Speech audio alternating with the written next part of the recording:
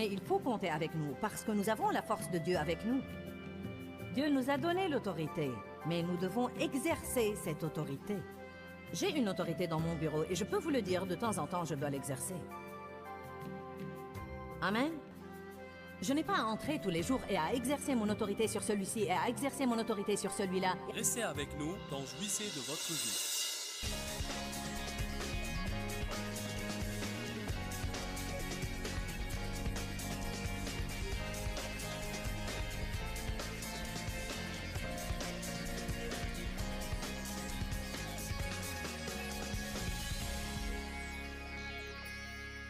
Bienvenue à la vie dans la parole. Je crois qu'aujourd'hui, vous allez apprendre des choses qui vont vraiment changer quelque chose dans votre vie et vous aider à jouir de votre vie de tous les jours. Aujourd'hui, je commence le premier enseignement d'une série intitulée « Croire en Dieu ».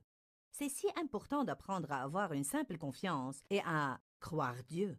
La Bible dit dans Jean chapitre 11, « Si seulement tu croyais, tu verrais la gloire de Dieu ». Et dans Hébreux chapitre 4, la Bible nous enseigne que c'est par la foi que nous entrons dans le repos de Dieu. Je veux que vous ouvriez votre cœur et que vous laissiez la parole de Dieu vous toucher pour que vous puissiez jouir de votre vie plus que jamais et être de meilleurs témoins pour le royaume de Dieu. Je fais là une série au sujet de croire Dieu. La puissance de croire Dieu. J'ai dit la veille que de merveilleuses portes de bénédiction s'ouvrent à nous à travers la foi. La paix et la joie se trouvent dans la foi. Ceux qui croient en Christ seront sauvés. La prière de la foi est exaucée. Il y a beaucoup de choses que la Bible dit de nous et nous devons libérer notre foi en elle. Nous devons dire « je le crois ». Nous avons dit la veille que la Bible dit que nous sommes morts avec lui, que nous sommes ressuscités avec lui et que nous sommes maintenant assis dans les lieux célestes avec lui. Être assis dans les lieux célestes évoque notre position de repos. Hébreux 4 dit que ceux qui ont cru, dit tous cru. Ceux qui ont cru entrent dans le repos de Dieu. Légalement et du point de vue position, nous sommes assis dans les lieux célestes avec Christ. Ce que je veux dire par là, c'est que légalement, c'est une affaire conclue. Jésus l'a payé. C'est notre position. Mais expérientiellement, ce n'est libéré dans notre vie que quand nous croyons. Et donc, il y a un lieu de repos pour nous. Ce repos de sabbat est pour ceux qui croient. C'est ce que la Bible dit dans le livre des Hébreux. Nous devons nous rendre compte que le repos est une force. Parfois, je crois que si nous nous asseyons pour nous reposer, nous sentons que c'est le moment le moins fort de notre vie. Nous avons tendance à penser que nous sommes forts quand nous sommes debout et en action. En fait, spirituellement, quand vous entrez dans le repos de Dieu, c'est la position la plus forte que vous puissiez avoir. Dieu le Père a dit à Jésus, « Viens maintenant, ton travail est accompli. Tu as fait ce que je t'ai envoyé faire. Viens et assieds-toi à ma droite jusqu'à ce que je fasse de tes ennemis ton marchepied. » Dieu a dit aux Israélites, « Gardez votre paix.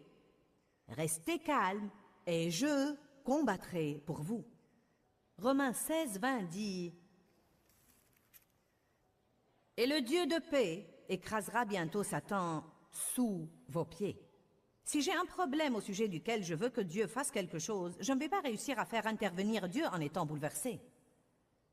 Je ne vais pas réussir à faire intervenir Dieu en m'inquiétant et en essayant de comprendre les choses, en étant frustré, en luttant et en me livrant à toutes sortes d'œuvres de la chair qui sont mon plan pour résoudre le problème. Je peux bien faire certaines choses, mais je ne peux faire que ce que Dieu m'ordonne de faire. Si Dieu n'en est pas l'auteur, il ne va pas les finir.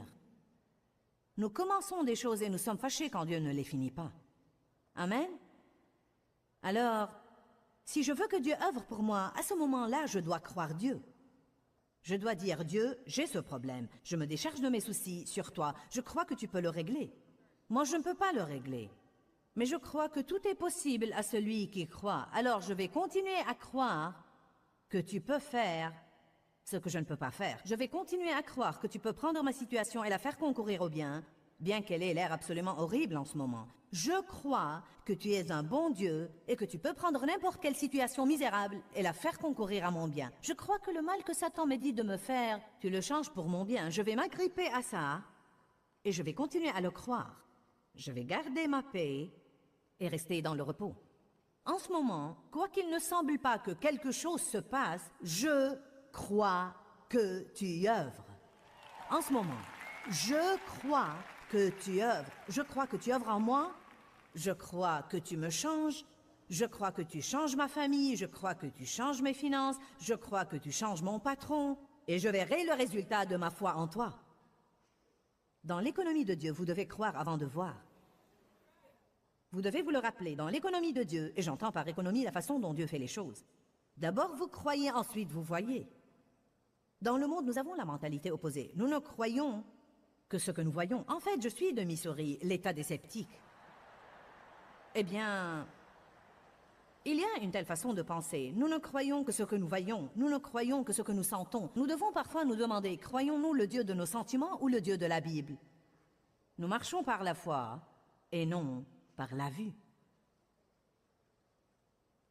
La Bible dit que nous avons une autorité en tant que croyants. Une autorité. Le diable ne peut pas nous bousculer. Nous pouvons lui résister. Nous pouvons le réprimer. Nous pouvons le lier. Nous devons réaliser que ce n'est pas une chose automatique. Ce n'est pas parce que la Bible dit que j'ai quelque chose qu'elle devient mienne automatiquement. C'est une possibilité si je joue mon rôle. Dieu a joué son rôle et je peux voir cette chose se passer dans ma vie si je joue le rôle que Dieu me donne à jouer.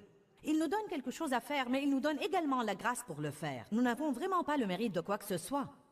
Même les bonnes choses que nous faisons, nous les faisons par la force de Dieu. Nous devons boucler la boucle et revenir au point de départ et lui donner le mérite. Je veux que nous lisions plusieurs écritures. Nous avons besoin d'un rappel ce matin. C'est bien plus qu'un rappel. Nous allons étudier d'autres aspects de la chose ce soir. Ça va vraiment être un puissant rappel du Saint-Esprit que vous avez une autorité en tant que croyant. Vous n'êtes pas des mauviettes, vous êtes des personnes avec lesquelles il faut compter, car celui qui est en vous est plus grand que celui qui est dans le monde. La Bible dit que nous sommes plus que vainqueurs par le Christ qui nous aime. Si Dieu est pour moi, qui peut être contre moi? Si Dieu est pour moi, de qui aurais-je peur? Ce sont les choses que nous ne devons jamais perdre de vue, car le diable nous déteste tous les jours. Tous les jours, il a un plan pour votre destruction et pour ma destruction. Tous les jours, incessamment, implacablement, Satan nous fait la guerre. Il assaille notre esprit, il assaille nos émotions, il assaille nos relations. Surtout, je pense, l'ennemi assaille les relations parce qu'il est absolument pétrifié par l'unité. Un peut mettre 1000 en fuite, mais deux, 10 000. Il dit là que rien qu'en ajoutant une personne, ma force s'accroît 10 fois. Qu'arrive-t-il si on peut sauvegarder l'unité de l'Église? Si on peut sauvegarder l'unité de la famille? Allez maintenant. Toute notre famille est impliquée dans ce ministère. Pensez-vous que nous n'œuvrons pas à maintenir la paix? Pensez-vous que nous n'œuvrons pas à éviter les conflits? Bien sûr que nous faisons cela. Pourquoi? Parce que Satan nous déteste. Il déteste ce que nous faisons. Nous avons un ennemi. Nous sommes en guerre. Mais il faut compter avec nous, parce que nous avons la force de Dieu avec nous. Dieu nous a donné l'autorité, mais nous devons exercer cette autorité. J'ai une autorité dans mon bureau, et je peux vous le dire, de temps en temps, je dois l'exercer. Amen. Je n'ai pas à entrer tous les jours et à exercer mon autorité sur celui-ci, et à exercer mon autorité sur celui-là, et à exercer mon autorité sur ceci et cela. Il y a des moments où j'exerce cette autorité. Par conséquent, ils savent que je le ferai si besoin est. Si le diable comprend que vous allez exercer votre autorité sur lui si besoin est, peut-être qu'il ira importuner quelqu'un d'autre. Amen. Ça va, vous qui êtes derrière moi?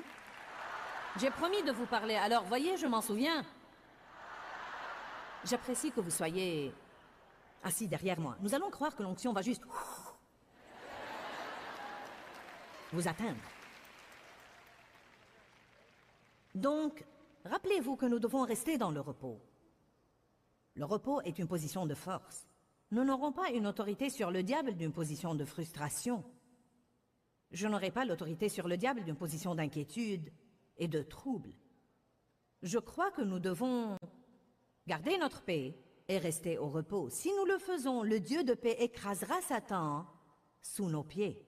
Si nous restons assis en Christ, en gardant notre position, sachant qui nous sommes, à ce moment-là, Dieu dit qu'il fera de nos ennemis notre marchepied. Matthieu 10, verset 1. Je vais vous lire plusieurs écritures où la Bible parle de notre autorité. Nous avons des gens de tous les milieux qui viennent à nos réunions. Peut-être qu'il y a des gens ici ce matin qui n'ont jamais entendu qu'ils ont une autorité sur le diable. Je suis allée à l'église pendant des années avant que quelqu'un me le dise. Par conséquent, je laissais le diable me marcher sur les pieds et pour ce que le diable faisait, je blâmais Dieu. Amen.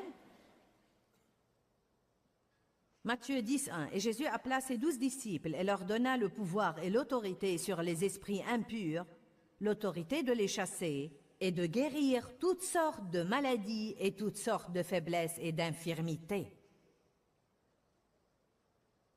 Dites tous, j'ai le pouvoir et l'autorité.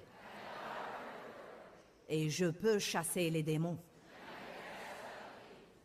Allez à Marc 16.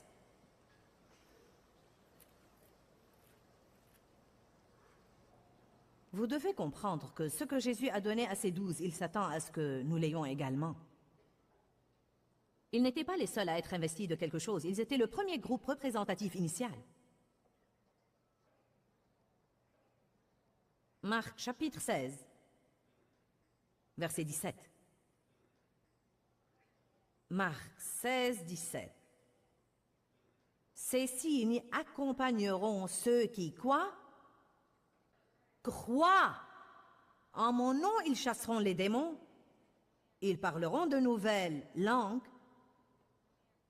Ils saisiront des serpents et même s'ils boivent quelque chose de mortel, il ne leur fera point de mal.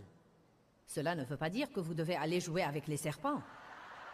Il parle des forces diaboliques, comme quoi vous aurez l'autorité sur les forces diaboliques. S'ils boivent quelque chose de mortel, il ne leur fera point de mal. Ils imposeront les mains aux malades et ils seront guéris. Alors le Seigneur Jésus, après leur avoir parlé, fut enlevé au ciel et il s'assit à la droite de Dieu. N'est-ce pas intéressant qu'une des dernières choses qu'il leur a dit avant d'être enlevé au ciel était à propos de leur autorité sur le diable? Allez, c'est merveilleux. Verset 20. Et ils s'en allèrent prêcher partout pendant que le Seigneur travaillait avec eux et confirmait la parole par les signes et les miracles qui les accompagnaient de près. Je vais vous dire une chose uniquement à titre informatif. Je ne pense pas que nous ayons jamais eu une conférence où il n'y a pas eu de guérison physique. Nous n'avons jamais eu une conférence où les gens n'ont pas été délivrés et libérés. Nous devons voir la force de Dieu qui œuvre en nous et parmi nous et dans notre vie. Nous devons écouter des témoignages sur cette force. Des témoignages. J'ai reçu ceci cette semaine. Sonia a écrit que la dernière fois qu'elle était à Phoenix, elle est allée à la conférence. Elle avait une tumeur dans son utérus. Elle devait se faire opérer en rentrant de la conférence. Sonia nous raconte que le gynécologue était choqué de constater qu'il n'y avait rien à l'échographie.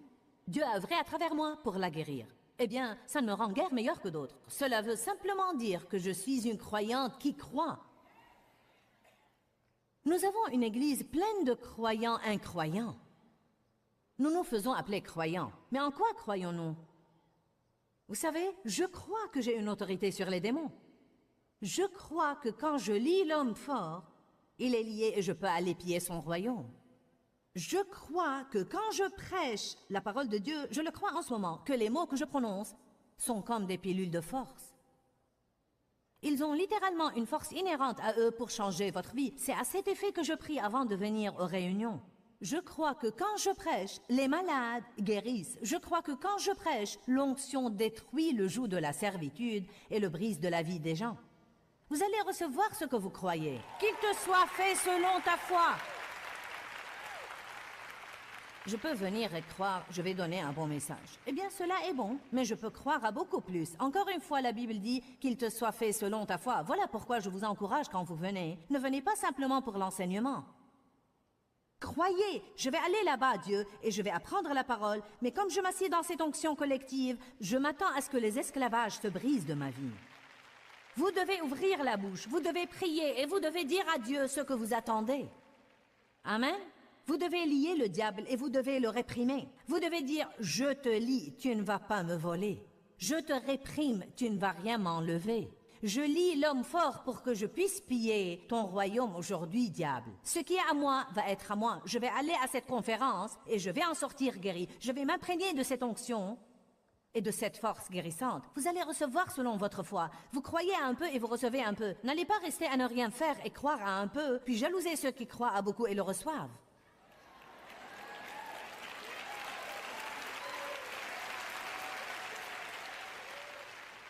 Que disons-nous? Si seulement ça m'arrivait à moi. On a besoin de ténacité, non de souhait. Amen. Jamelia a assisté à la conférence des dames en 2002 et a reçu le salut. Une semaine après la conférence, on lui a confirmé qu'elle a été guérie des calculs biliaires. Avant de venir à la conférence, elle avait fait des tests qui ont diagnostiqué les calculs. Elle a refait les tests après et elle était guérie. Aussi dans cette conférence, Dieu lui a donné la grâce et la force d'arrêter de fumer après 25 ans. Une série de miracles a commencé dans sa vie dans cette conférence.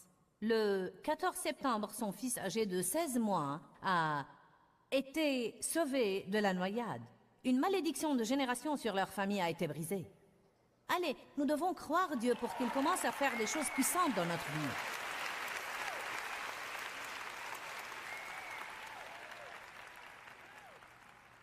Ces signes accompagneront ceux qui croient. Je ne pense pas que ces signes accompagneront ceux qui croient en Jésus. Je pense que ces signes accompagneront ceux qui croient que ces signes les accompagneront.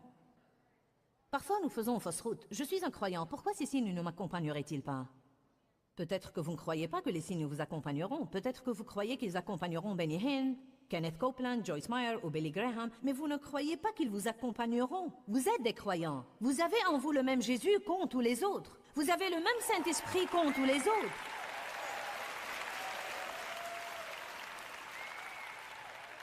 Si vous pensez que vous allez ne rien faire et me donner tout le travail, alors vous vous trompez. Amen. Je suis grand-mère. Ah oui, petits-enfants, je ne veux pas faire tout le travail toute seule. Nous sommes censés former les croyants afin qu'ils aillent faire le travail du ministère. Je veux vous appeler et vous dire, venez chasser ce diable. Je suis fatiguée aujourd'hui. Ouh, alléluia.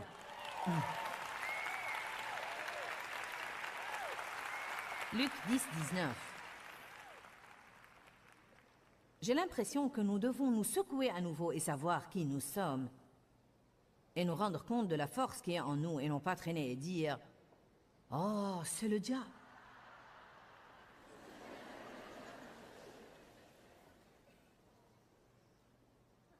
Voici, je vous ai donné l'autorité et le pouvoir. Non pas je vous donnerai, je vous ai donné. J'aime cette écriture. Voici, je vous ai donné l'autorité et le pouvoir de marcher sur les serpents et les scorpions, et je vous ai donné la force physique et mentale et la capacité sur toute la puissance que l'ennemi possède, et rien ne pourra nullement vous nuire.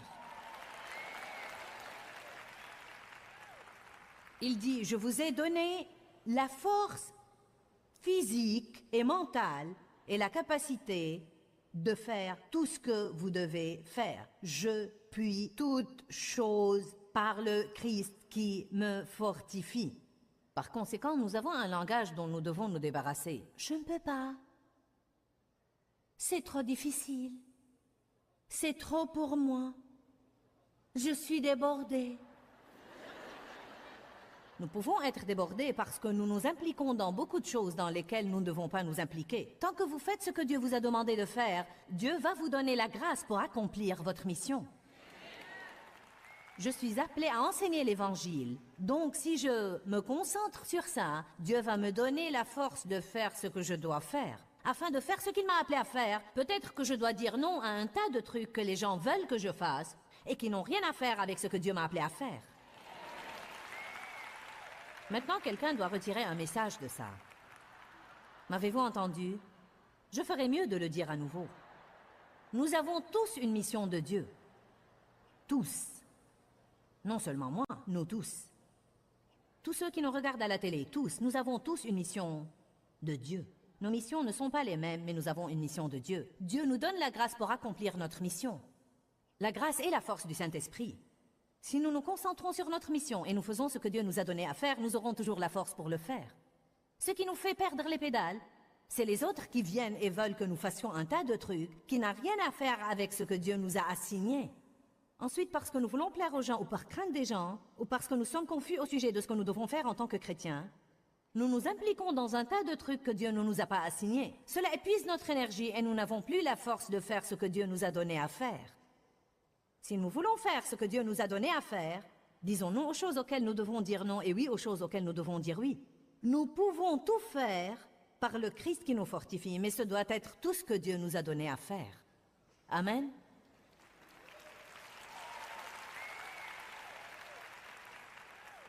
Voici veut dire regardez et voyez. Je vous ai donné l'autorité. Pasteur Shannon, vous avez la force et l'autorité sur le diable.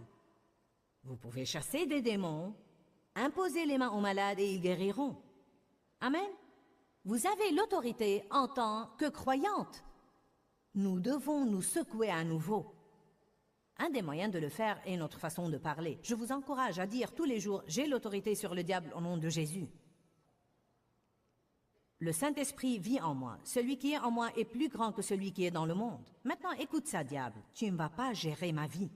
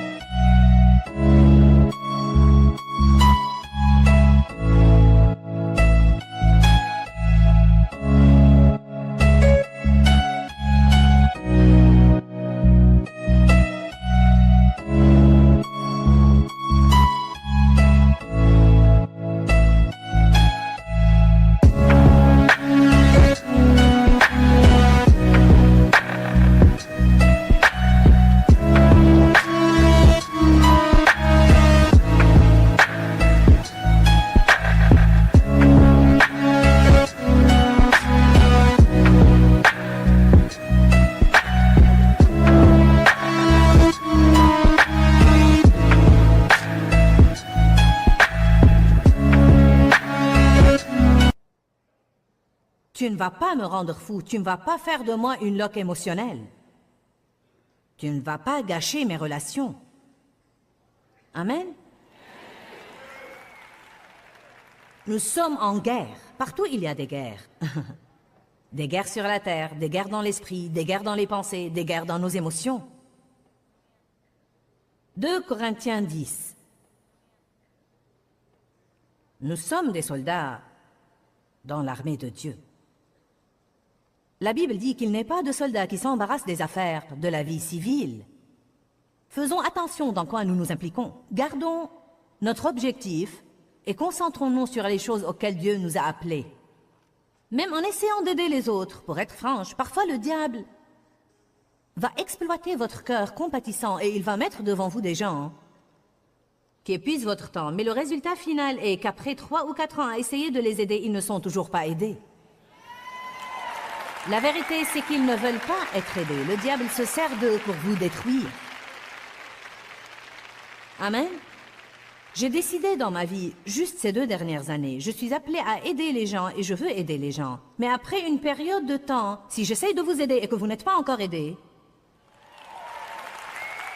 alors vous savez quoi? Je passe à quelqu'un d'autre qui veut être aidé.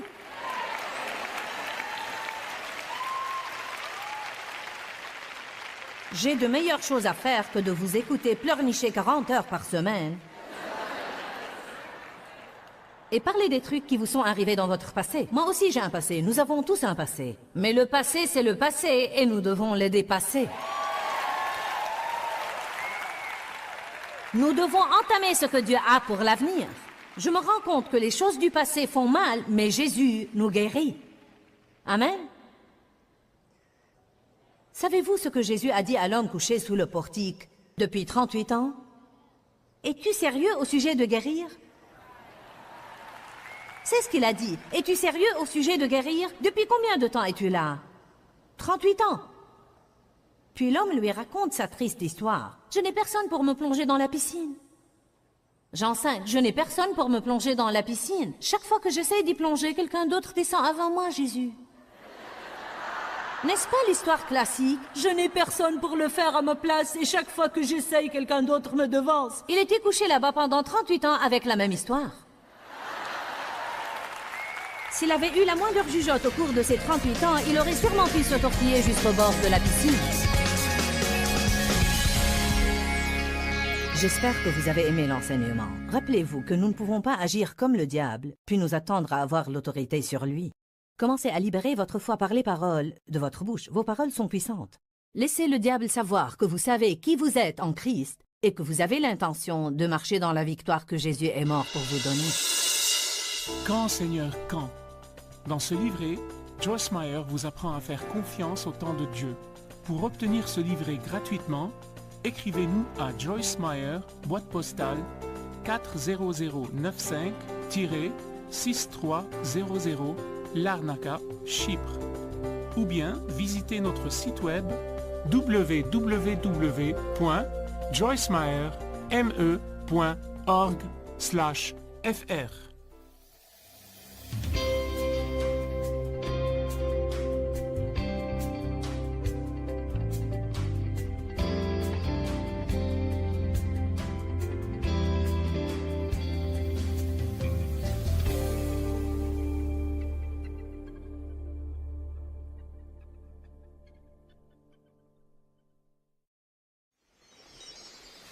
S'il vous dit « tu es nul » et vous dites « je suis nul », là vous êtes d'accord avec le diable.